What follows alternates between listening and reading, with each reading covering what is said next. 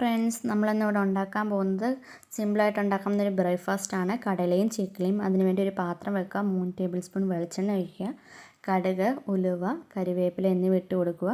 ഇതിലേക്ക് സവാള, പച്ചമുളക്, തേങ്ങാക്കൊത്ത് എന്നിവ ഇട്ട് കൊടുക്കാം. പെരുംജീരകം, ഉപ്പ്, മഞ്ഞൾപ്പൊടി, മല്ലിപ്പൊടി, മുളക് പൊടി എന്നിവ ഇട്ട് നന്നായിട്ട് ഇളക്കി കൊടുക്കുക. മുളക് കരിഞ്ഞു പോകരുത്.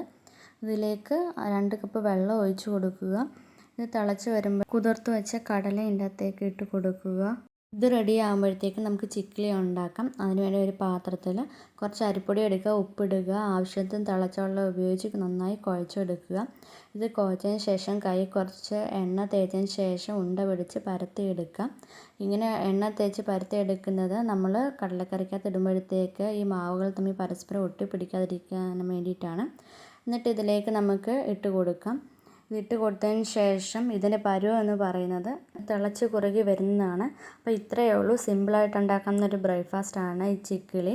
അപ്പോൾ നിങ്ങൾക്ക് ഈ വീഡിയോ ഇഷ്ടപ്പെട്ടെങ്കിൽ ലൈക്ക് ചെയ്യുക, കമൻറ്റ് ചെയ്യുക.